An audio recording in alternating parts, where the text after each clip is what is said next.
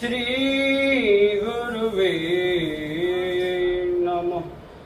बोले श्री सद्गुरुदेव भगवान की जय। श्री हित वृंदावन रसरीति प्रवर्तक बंसी अवतार अनंत श्री विभूषित गोस्वामी श्री हित हरिवंश चंद्र महाप्रभु की जय।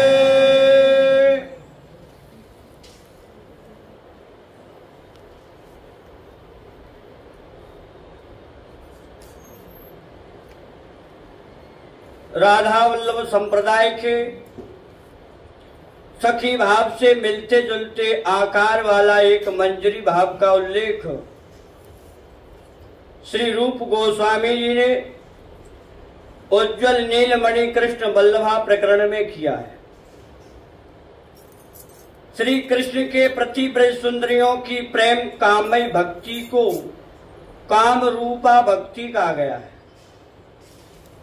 इस काम रूपा भक्ति के दो भेद हैं।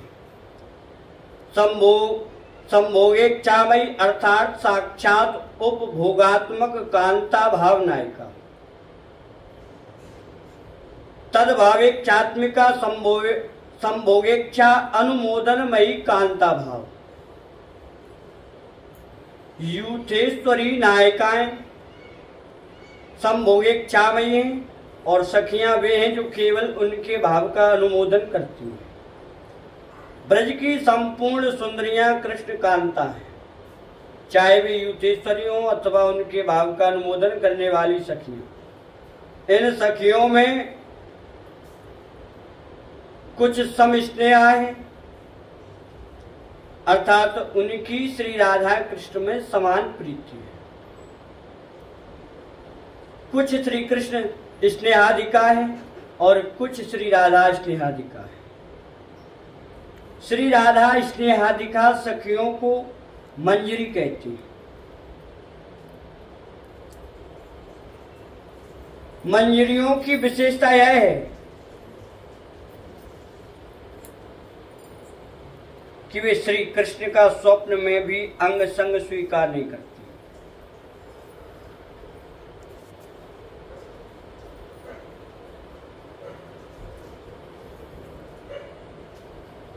राधा वल्लभीय संप्रदाय में सखियां श्री श्यामा श्याम के पारस्परिक प्रेम संबंध की मूर्ति स्वरूप हैं, अतः उनकी युगल में सहज रूप से समान आसक्ति है।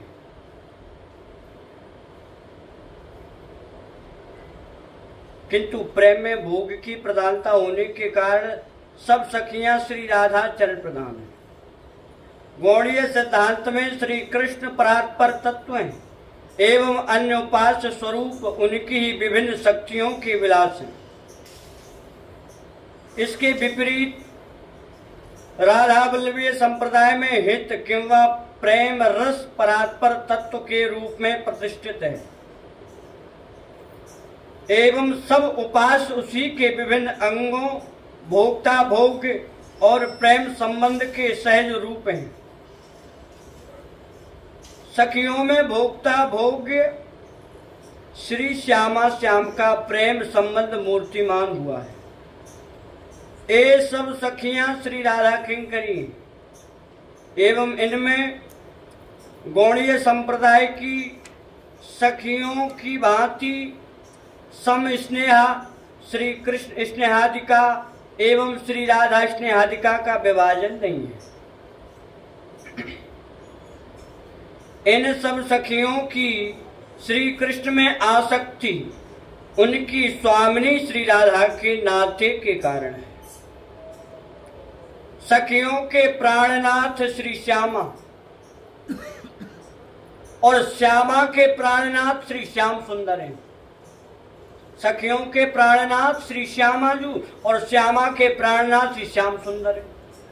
अतः वे सब सखियों के प्राणों के प्राण हैं।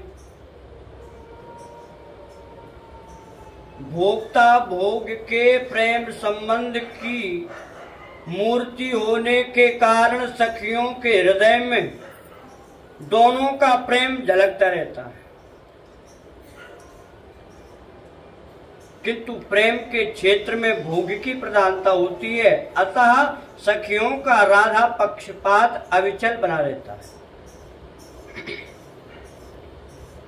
दूसरी बात यह है कि गौड़ीय संप्रदाय एवं पुराणों के अनुसार ब्रह्मा ने भांडीर वन में श्री राधा कृष्ण का विवाह कराया था, किंतु हित संप्रदायानुमोदित सखियां श्री श्यामा श्याम को प्रथम मिलन का सुख अनुभव कराने के लिए उनका नित्य विवाह करती रहती हैं।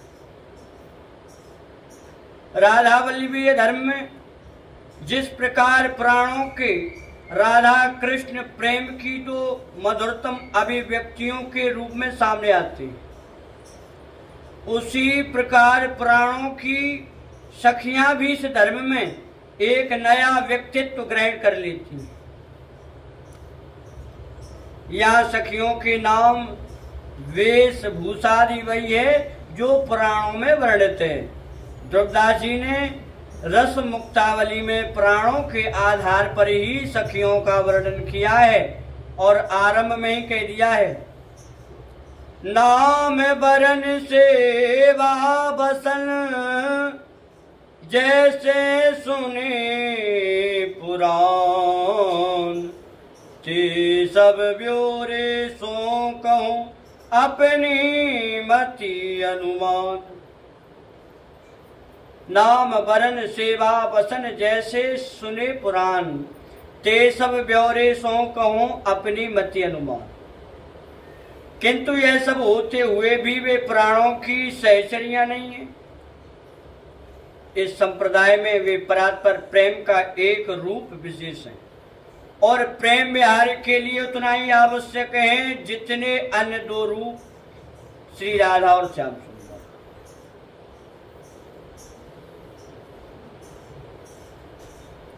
सहचरीगण प्रेरक प्रेम की मूर्तियां हैं। भोक्ता भोग की पारस्परिक रति ही इनके रूप में प्रत्यक्ष होती है। श्याम सुंदर की अनंत प्रेम तथा श्री राधा के परम उदार प्रीति समार को अपने एक हृदय में रखकर सहचरीगण इन दोनों की शुद्ध तत्सुखमयी सेवा में प्रवृत्त रहती है। भोक्ता भोग की स्वभावता भिन्न वर्ण वाली दो प्रीतियों के मिलने से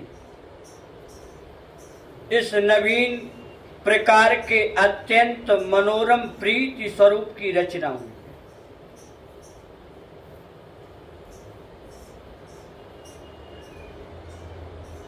जो दोनों प्रीतियों से अभिन्न होते हुए भी भिन्न है। दो प्रीतियों का संगम स्थल होने के कारण इसको हित संधि भी कहा जाता है।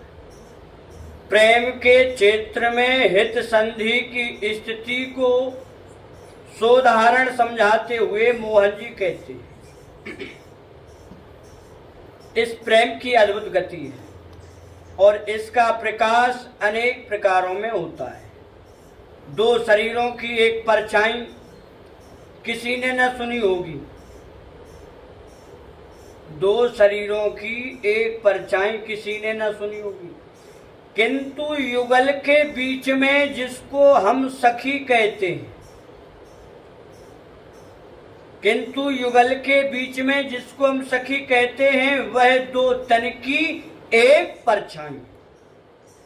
जैसे दो नेत्रों में एक दृष्टि रहती है,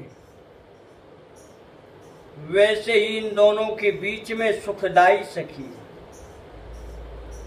जैसे रात और दिन के बीच की संधि का नाम संध्या है, जैसे ऋतुओं की संधि शरद और बसंत है, और जैसे मिश्री और पानी मिलकर शरबत कहलाते हैं, संधि रूपा सखियों को भी इसी भांति समझना चाहिए।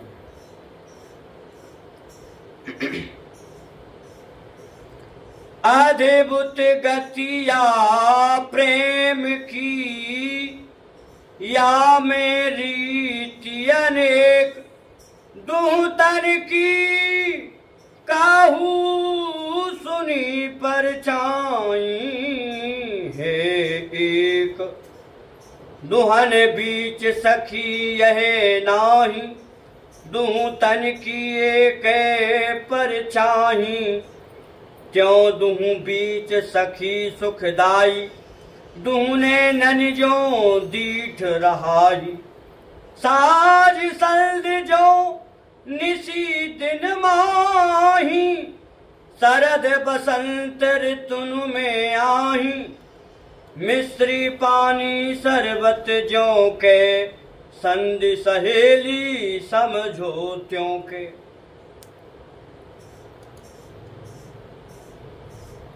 साँझ संधि ज्यों निस दिन माही, शरद बसंत ऋतुन में आई। मिश्री पानी शरबत ज्यों के, संधि सहेली समझो त्यों के। जैसे ऋतुओं की संधि शरद और बसंत है, और जैसे मिश्री और पानी मिलकर शरबत कहलाते हैं, संधि रूपा सखियों को भी इसी भांति समझना चाहिए। सखियां युगल की पारस्परिक रति का रूप हैं, अतः वे स्वभावतः युगल रति से आसक्त हैं। दोनों नवल किशोर सहज प्रेम की सीमाएं। सखियों का प्रेम इस प्रेम के साथ है, अतः इनके सुख की सीमा नहीं है। सहज प्रेम की सीबदो, नव किशोर बरजोर। प्रेम को प्रेम सखी रखे,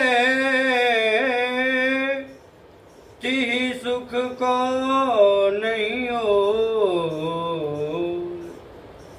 सहज प्रेम की शिव दो, नव किशोर वर जो। और प्रेम को प्रेम सखीन के, तिहि सुख को नहीं और। सखियों का प्रेम असीम होने के साथ श्यामा श्याम के प्रेम से सरस भी अधिक है। सखियों का प्रेम असीम होने के साथ श्यामा श्याम के प्रेम से सरस भी अधिक है। इसका कारण यह बतलाया गया है कि युगल जिस प्रीति का उपभोग करते हैं, उसमें प्रेम और नेम, काम, चेष्टाएं आदि ताने बाने की तरह बुनी रहती। सखियों का प्रेम इन दोनों के प्रेम के साथ है, अतः उनको नेम स्पर्श नहीं करती, और इस दृष्टि से उनका प्रेम युगल के प्रेम से सरस है। लाडली लाल लाल लाल लाडली प्रेम ते, सरस सखिनु को प्रेम। अटकी है निज प्रेम रस, पर सत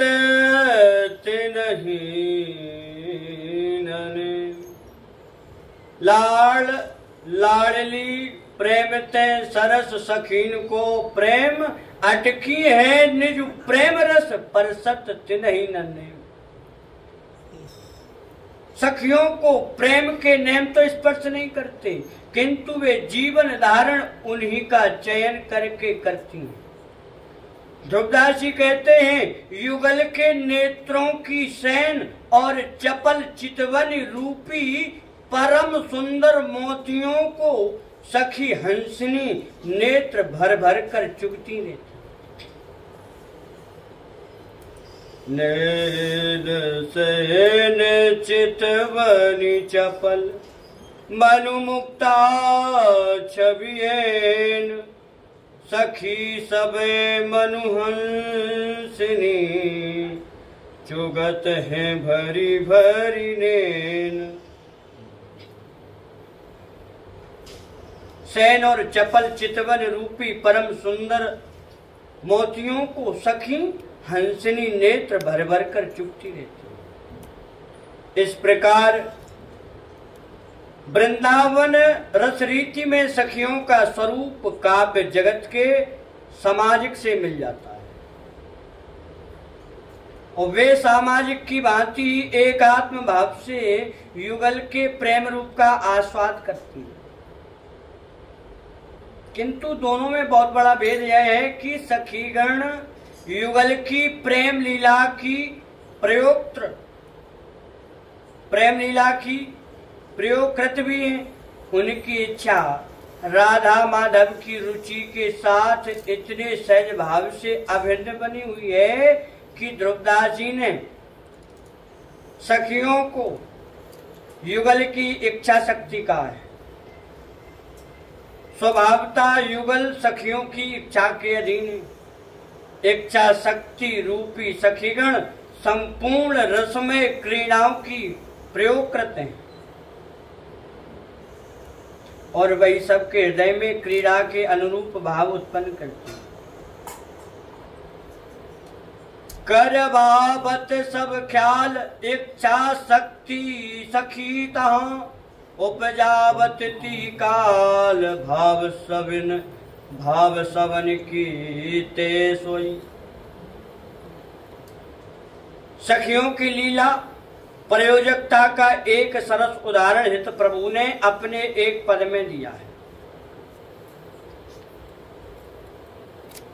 शिशिर और ग्रीष्म की संधि रूपा बसंत ऋतु वृंदावन में नित्य निवास करती है। वहां के जल थल और आकाश में सदैव बासंती उल्लास भरा रहता है। बसंत सखा कामदेव वहां की कुंजों को संवारते रहते हैं। श्यामा श्याम रात्रि के सुखमय विलास के बाद उन्नीदे उठे। अनुराग के रंग से उनके तन मन रंग रहे।